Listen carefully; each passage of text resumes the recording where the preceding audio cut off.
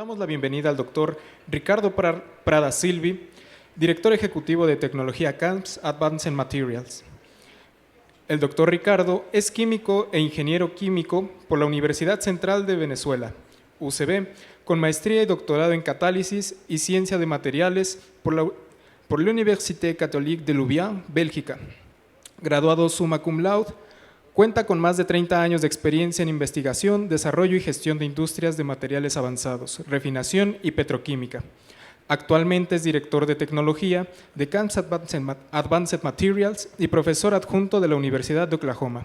Ha ocupado cargos técnicos y ejecutivos en las empresas como Southwest Nanotechnologies, NanoSil, Protec y Gamble, y el Centro Tecnológico PDVSA, donde fue galardonado con el Premio de Creatividad.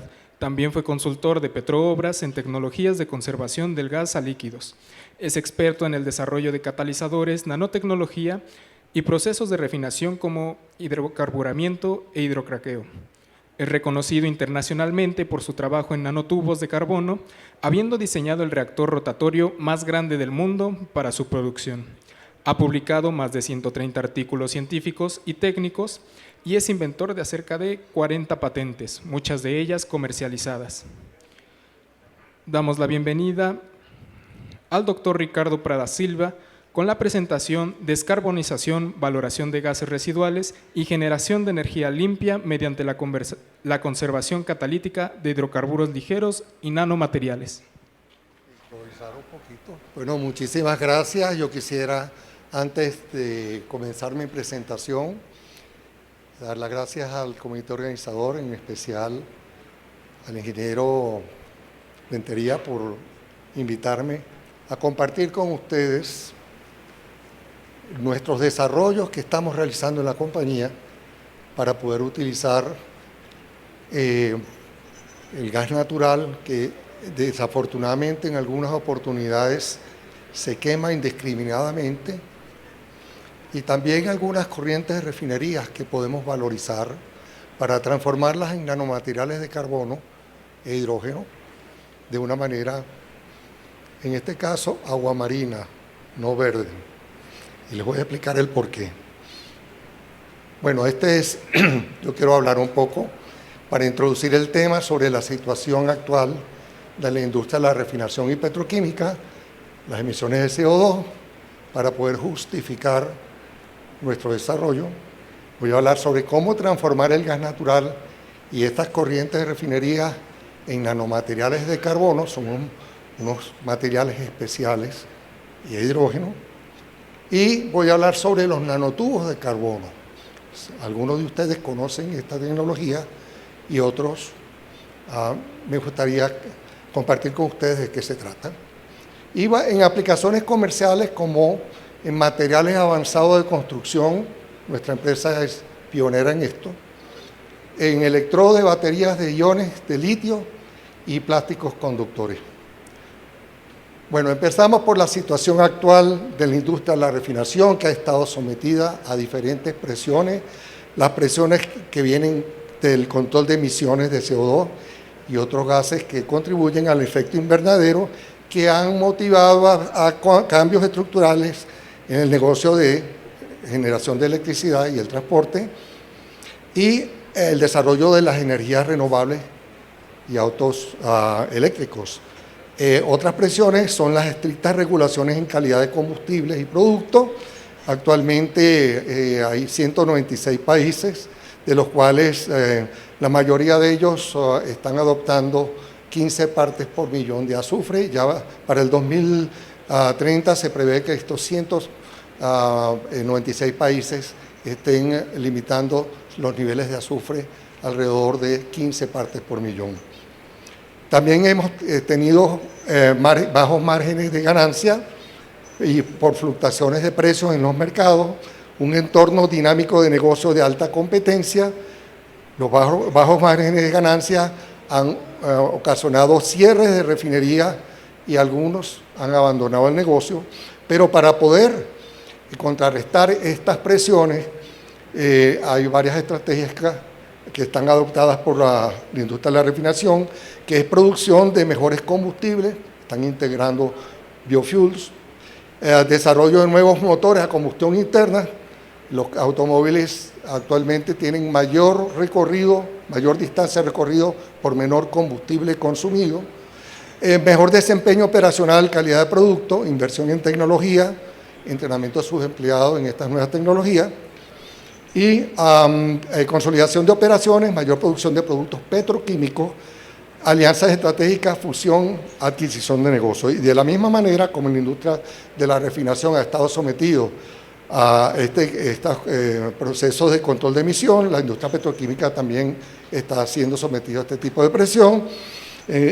También la industria petroquímica está sometida a variaciones en los precios de materias primas en los mercados, demanda creciente de productos petroquímicos debido al crecimiento poblacional y desarrollo industrial, el entorno dinámico de negocios de alta competencia, ha habido creación de alianzas estratégicas, fusión y adquisición de negocios, al igual que la refinación, y como estrategia, la captura y transformación de CO2 en productos petroquímicos, el desarrollo e inversión de nuevas tecnologías, uso de materias primas, en el caso de las biomasas, en la producción de petroquímicos, integración entre refinerías, biorefinerías, productores de gas y carbón y complejos petroquímicos.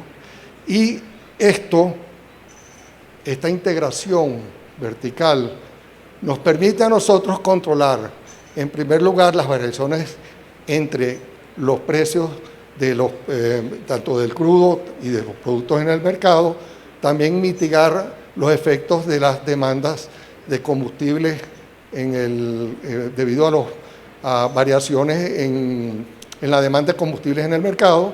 Y como ustedes pueden ver, los cracks, ha habido una disminución fuerte de los cracks desde el año 2002 al 2005, lo que quiere decir de que hay refinerías, la mayoría de las refinerías en los Estados Unidos han generado menos cantidad de dinero para el año 2024, a pesar de que su capacidad de procesamiento ha sido constante, ha sido similar al 2023. Aquí hay un ejemplo de una diferencia entre una refinería y una refinería integrada, en un estudio que se hizo en una refinería europea, y cuando se integra la refinería se obtiene un margen bruto de un factor aproximadamente de 3.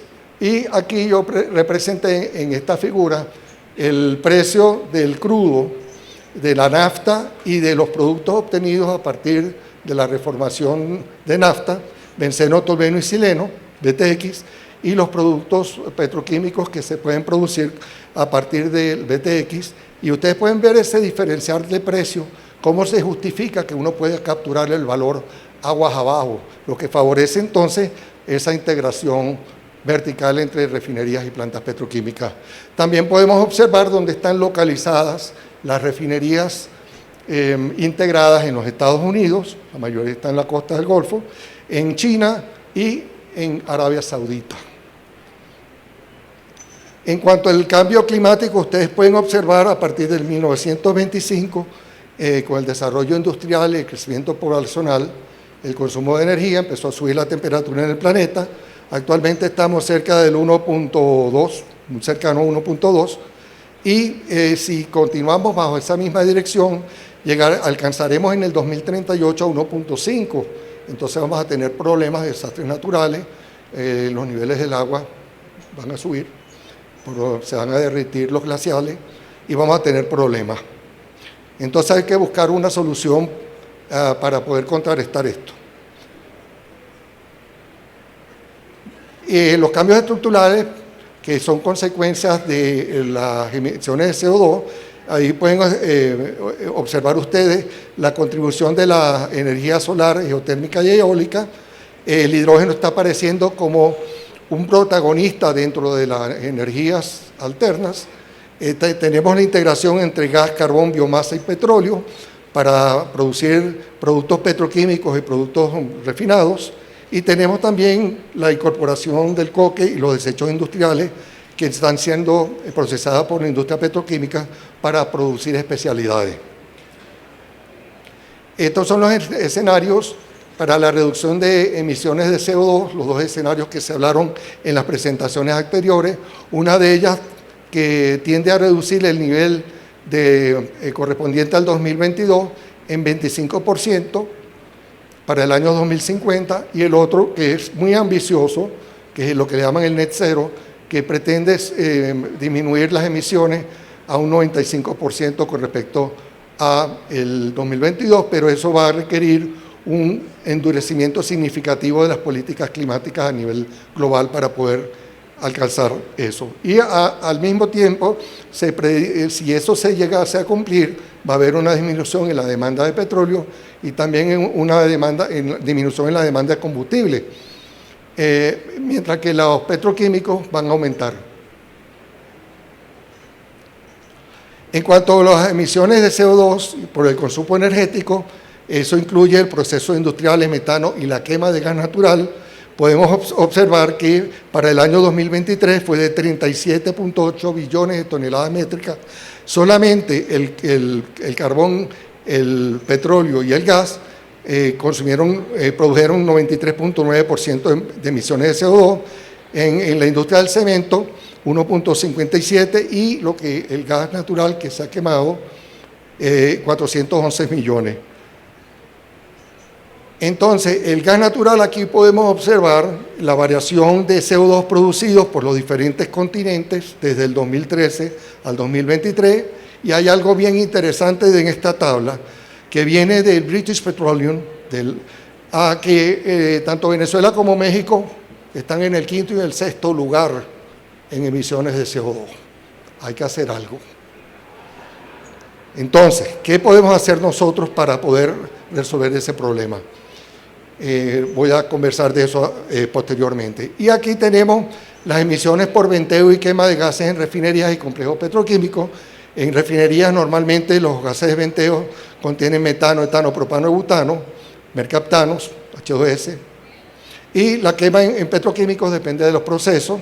Además de metano, etano, propano y butano, tienen etileno, propileno, butadieno, aromáticos. Y, por supuesto, podemos nosotros aprovechar todas estas corrientes para transformarlas en algo que tenga alto valor comercial. E hidrógeno, por supuesto. Ok, vamos ahora a hablar sobre el tema. ¿Cómo hacerlo? Bueno, este es el primer proceso. Nosotros hemos desarrollado un proceso catalítico, es una pirólisis catalítica, donde tenemos un reactor de tubo rotatorio, que voy a mostrar posteriormente, un catalizador, y inyectamos gas natural. Contiene metano, etano, propano y butano. Bajo las condiciones de síntesis del catalizador, nosotros transformamos el etano, propano y butano en nanotubos de carbono. El metano es poco reactivo, sale con el hidrógeno, podemos separarlo, producir hidrógeno, o simplemente podemos generar electricidad y capturamos el CO2 de la planta de electricidad, lo almacenamos, y a través de un proceso de dry reforming o de hidrogenación o el proceso de Boudard, podemos transformar gas de síntesis, que son productos, al combinarlo con metano y CO2 o hidrógeno, porque son productos que se producen en petroquímica y también en refinería. Si empleamos nosotros otros componentes, etileno, butileno, butano, isoalcanos, en el mismo reactor, nosotros tenemos un proceso de separación de gases, tenemos un módulo de reciclo, lo que permite a nosotros maximizar la utilización de carbono, que es importante, y no generar CO2. Producimos hidrógeno, el hidrógeno agua marina, en este caso, que es una combinación de turquesa con verde, y en este caso producimos 1.500 toneladas métricas al año de nanotubos de carbono, que es el reactor más grande a nivel mundial, porque la mayor capacidad de producción es 600 toneladas al año en un reactor de lecho fluidizado. Entonces, ahorita estamos trabajando 40% de conversión, lo que quiere decir que vamos a producir 230 toneladas al año de hidrógeno. Ok, ¿qué son los nanotubos de carbono? Estos fueron sintetizados por primera vez por Sumio Ujima, quien tuve la suerte de conocerle personalmente. Y él trató de hacer metalofullereno utilizando el arco voltaico, en el cual un electrodo de carbono lo dopó con metal, y analizando las cenizas se encontró con una nueva estructura de carbón tubular. Es como que si tuvieras una lámina de grafeno y lo enrollas. Y esto ha motivado una gran cantidad de investigaciones y de aplicaciones industriales debido a las propiedades que aparecen en esta tabla. No las voy a mencionar por razones de tiempo. Y existen 3 tipos de nanotubos: el de pared simple, que pueden ser metálicos, semiconductores o semimetálicos, depende de la quiralidad; los de doble pared, y los multiboles, que tienen varias paredes concéntricas. Estos nanotubos de carbono se sintetizan industrialmente en 2 tipos de reactores. Comúnmente el reactor de lecho fluidizado. Ahí tenemos en la compañía nuestra 4 reactores. E1 y E2 son industriales, D1 y D2 son mis reactores de R&D, donde yo pruebo mis catalizadores que yo desarrollo en la compañía. O en el reactor de tubo rotatorio, que es el que está acá. Utilizamos diferentes tipos de fuentes de carbono. Para hacer un single wall nanotubo empleamos monóxido de carbono, double wall metano y multiwall etileno. Vamos a ver si me permite. Ajá, muy bueno. Aquí está en este video cómo funciona mi reactor de R&D cuando nosotros fluidizamos y producimos nanotubos de carbono, una buena transferencia de calor y masa entre el catalizador y el sólido. Y en el caso del reactor de tubo rotatorio, ahí puedes ver en continuo, a través de aquel visor que se observa acá, podemos observar cómo continuamente producimos nanotubos de carbono, sin tener que parar el reactor. Esa es una de las ventajas que tiene este reactor versus los reactores de lecho fluidizado. Aquí están las ventajas del reactor de tubo rotatorio. El reactor yo lo patenté. Y aquí se puede ver el reactor piloto, que tiene entre 50 y toneladas métricas al año. Y arriba está el diseño del reactor de 1500 toneladas. Es un reactor que tiene 20 metros de longitud y 40 pulgadas de diámetro. Y está en construcción actualmente, y estará en operación para el tercer trimestre del año que viene. En cuanto al catalizador, para hacer nanotubos de carbono hay que utilizar nanocatalizadores. Y dependiendo del tipo de nanotubo de carbono, dependiendo la fuente de carbono, ustedes pueden tener, por ejemplo, single wall nanotube empleando monóxido de carbono, catalizador cobalto molibdeno sílica. El double wall utiliza metano, y para el multiwall puedes utilizar varias fuentes de carbono, en este caso etilenos, y la morfología y las propiedades morfológicas van a cambiar dependiendo del tipo de catalizador y condiciones de proceso. Entonces, ¿qué hicimos nosotros? Agarramos nuestros catalizadores, los diseñamos, entonces sintetizamos con etileno, etano, propano, una mezcla etano-propano, isobutano y buteno, para poder demostrar que es posible obtener nanotubos de carbono empleando componentes de gas natural o corriente de refinería. Aquí están los porcentajes de multiwall que obtuvimos en el reactor. La diferencia se debe a diferencia de reactividad entre las moléculas y el catalizador, y la cantidad de hidrógeno que nosotros obtenemos, pero lo interesante es que podemos replicar las mismas propiedades, los bundles que le llamamos nosotros, de nanotubos de carbono en todas las propiedades morfológicas para cada una de los gases que empleamos. Entonces, ¿en dónde los nanotubos de carbono pueden contribuir para disminuir las emisiones de CO2? En electrodos de baterías de litio para autos eléctricos, ahí está el mercado; polímeros y plásticos, resinas, elastómeros, en la industria automotriz, en la industria aeroespacial, en turbinas de viento, todo material liviano de alta dureza y que requiera también propiedades antiestáticas.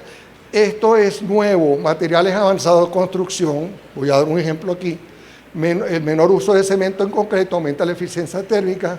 Uso de hidrógeno combustible es retardante de fuego, brinda protección contra la corrosión. Actualmente estamos en demostración comercial trabajando con Cemex. Y en microelectrónica tenemos sensores y tenemos también, aquí el mercado tiene menor mercado que los otros. Ok, vamos a hablar nanotubos de carbono para el área de emisiones para el área de cemento, de concreto. Esta sería la proyección actual de la cantidad de CO2 que desde 2.9 gigatoneladas de CO2 que se produjeron en el año 2020, debido a que la construcción va a seguir avanzando, se prevé que para el año 2050 la producción de cemento va a producir 3.8 gigatoneladas, y estas son las áreas donde los nanotubos de carbono pueden contribuir en el ahorro de la producción de clínker, en ahorros en cemento y aglomerantes, y en descarbonización, si el hidrógeno que se produce en la planta se emplea para calentar los hornos. Estos son los beneficios que tienen los carbonanotubos dentro de el concreto: mejorar las propiedades mecánicas, haciendo que el concreto sea más resistente. Podemos reducir el clínker, mejora la durabilidad, mayor conductividad eléctrica para aplicaciones de concreto inteligente, le llaman Smart Concrete, alta conductividad térmica, pero hay desafíos que nosotros estamos enfrentando que están asociados con la dispersión del nanotubo en el cemento. El aumento de la viscosidad reduce la fluidez, hace menos trabajable el cemento. Y hay consideraciones de costo de producción, que cuando aumentamos la escala de producción los costos disminuyen, y si utilizamos corriente de refinería o gas natural, prácticamente el costo es bien bajo. Y preocupaciones relacionadas con los impactos ambientales. Y esto es la tecnología que nosotros tenemos para integrar los nanotubos en el cemento. Aquel imagen de microscopía electrónica muestra, es el material tal cual como se produce. Aquí se ve la partícula de catalizador, el nanotubo que se crea produce sobre la partícula de catalizador. Nosotros desenredamos o separamos todo esto mecánicamente antes de incorporar las partículas de cemento. En el momento que ocurre la reacción de hidratación, estas bundles individuales comienzan a separarse, creando entonces una red, una malla, y al final lo que produce el aumento en resistencia mecánica es que el nanotubo se incrusta dentro del gel de silicato de calcio, uniendo las partículas. Aquí están los resultados de las propiedades mecánicas con los diferentes gases que empleamos de refinería o gas natural, y como pueden ver, el etano y el propano, cuando se compara con el etileno, producen un material con muy buena resistencia mecánica, tanto flexural como el módulo de elasticidad, como en compresión. Y si nosotros logramos obtener 73% de propiedad textural, de aumento en propiedades flexurales, podemos minimizar en un 30% el espesor de un pavimento. Y esto es el resultado de lo que en un nanotubo de carbono, cuando uno trata de medir las propiedades de conductividad eléctrica o piezoeléctrica, que son interesantes, propiedades interesantes que se emplean para Smart Concrete. Y si tenemos un puente que necesitamos suministrar calor porque hay una helada, necesitamos que el puente tenga una temperatura adecuada, conectamos el puente a una fuente de energía, entonces mantienes la temperatura del puente suficientemente elevada para no tener enfriamiento. En el caso de las baterías de litio, las baterías de litio se utilizan para diferentes aplicaciones comerciales, como los teléfonos celulares, los laptops, las herramientas, equipos médicos, y para los carros eléctricos. Para los carros eléctricos necesitamos nosotros baterías de litio que tengan alta densidad de energía y capacidad de potencia, alta velocidad de cargas, compactas, livianas, que tengan una larga vida útil recargable, por lo menos 1000 ciclos de operación, y operaciones entre menos 20 y 60 grados centígrados, que sean seguras, que tengan bajo costo y que el litio sea reciclable. De la manera como funcionan las baterías de litio, esto sería el ejemplo de un carbono conductor que se emplea para la fabricación de los cátodos. Cuando durante la descarga y la carga de la batería se genera la temperatura y puede producir fisuras dentro del cátodo, rompiéndose esa capa conductora que mantiene unidas las partículas. En el caso del nanotubos de carbono eso no ocurre, a pesar de que la partícula se separa, porque el aspect ratio del nanotubo mantiene la partícula unida a través de puentes. Por eso es que aumenta la durabilidad. Y nosotros hemos probado nuestro material en un cátodo de níquel, manganeso y cobalto, donde hemos visto con respecto a un carbono convencional, carbon black, que le llaman convencional, que nuestra batería tiene una mayor ciclabilidad, tiene mayor capacidad de energía y podemos utilizar menos cantidad de nanotubos de carbono dentro del cátodo, lo que abarata el costo. En plásticos conductores, y estoy bien de tiempo, por cierto, es interesante que cuando uno toma el nanotubo de carbono y lo mete lo incorpora en policarbonato, ustedes pueden observar versus el aditivo convencional, que es el carbon black, que podemos a muy baja concentración de nanotubos de carbono, entre 0.2 0.3%, obtener conductividad eléctrica. Mientras que en el caso del carbono, de carbon black, tenemos que añadir aproximadamente un 8% para que el polímero empiece a ser conductor. Y en cuanto a las aplicaciones, el nanotubo de carbono, al presentar no solamente propiedades antiestáticas, también tiene reforzamiento mecánico, lo cual podemos utilizar en diferentes partes de un automóvil para disminuir el peso, cambiar las partes metálicas por plásticos duros y altamente conductores. Y también en el diseño de las aspas del wind blade, a veces tengo inglés aquí metido en la cabeza, de las turbinas eólicas, en el cual uno puede disminuir el peso y puede utilizar el material como sensor para detectar fallas de fabricación o durante el funcionamiento. Bueno, yo quería compartir esto con ustedes porque esto es lo que yo visualizo sobre el futuro de las refinerías y los complejos petroquímicos y las áreas de desarrollo. Las refinerías y petroquímicos del futuro tienen flexibilidad y agilidad para producir productos refinados y químicos para satisfacer las necesidades de los mercados, confiabilidad para operar virtualmente sin efectuar paradas de planta mediante sistemas de control e inteligencia artificial, modernización, automatización y simplificación de control de procesos, monitoreo en tiempo real, mayor integración con complejos petroquímicos, biorefinerías, plantas de gas, inversión en capacitar al personal bajo el manejo de nuevas tecnologías y habrá un cambio de mentalidad en cómo hacer las cosas.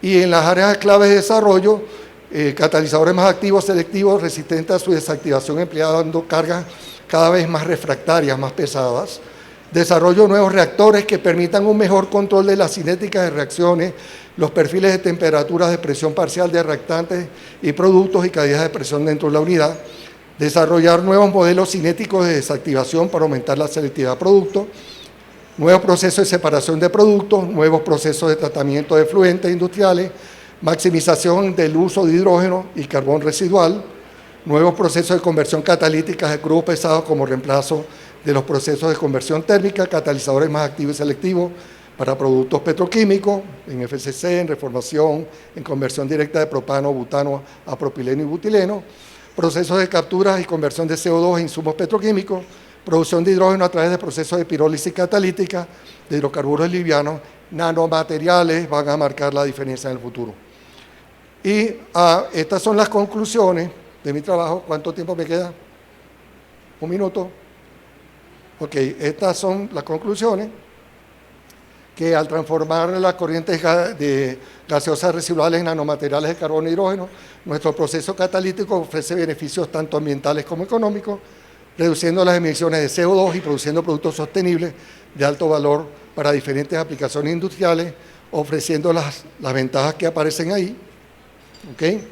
Pero yo quisiera, para terminar, un pensamiento de John F. Kennedy, que dice: la realidad suprema de nuestro planeta es su vulnerabilidad.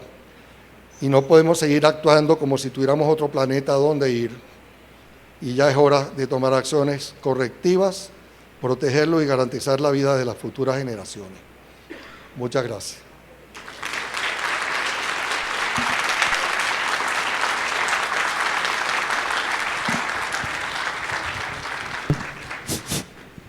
Listo, creo que se escucha bien. Muchas gracias, doctor Silvi.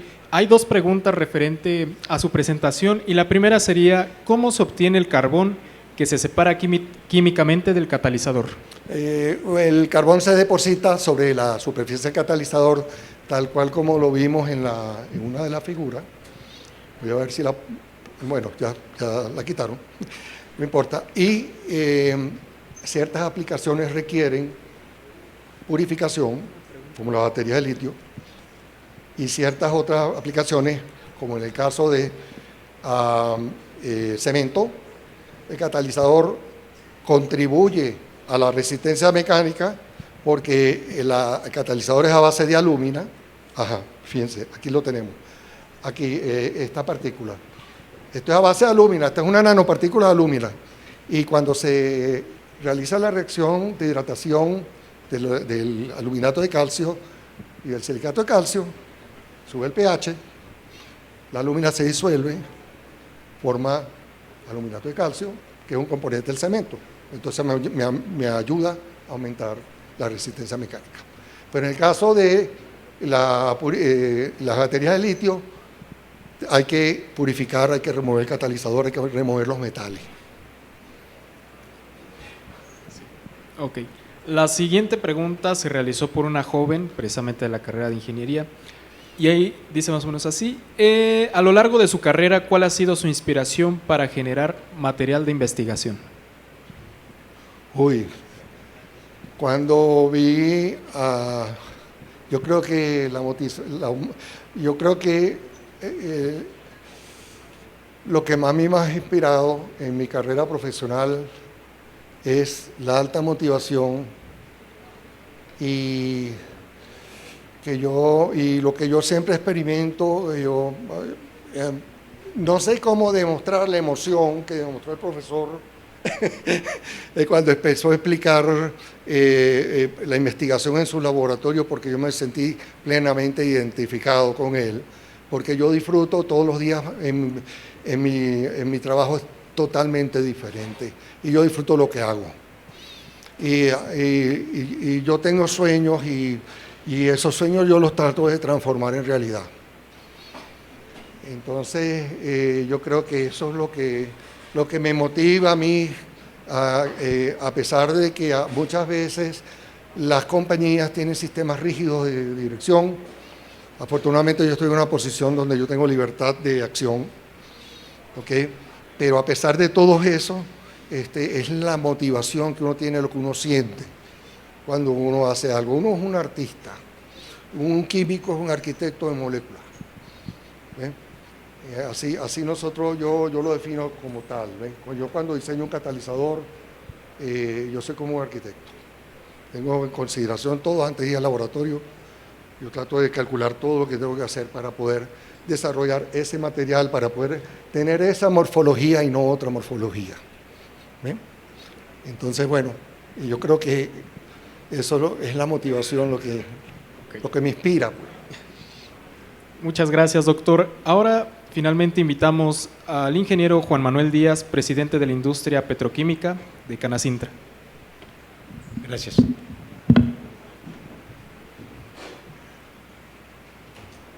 Doctor Ricardo Prada Silvi, tengo el honor de entregarle el presente reconocimiento por su valiosa participación como conferencista en el Foro Latinoamericano de Refinación Petroquímica y Energía de la Transición, Ciudad de México, 17 de julio.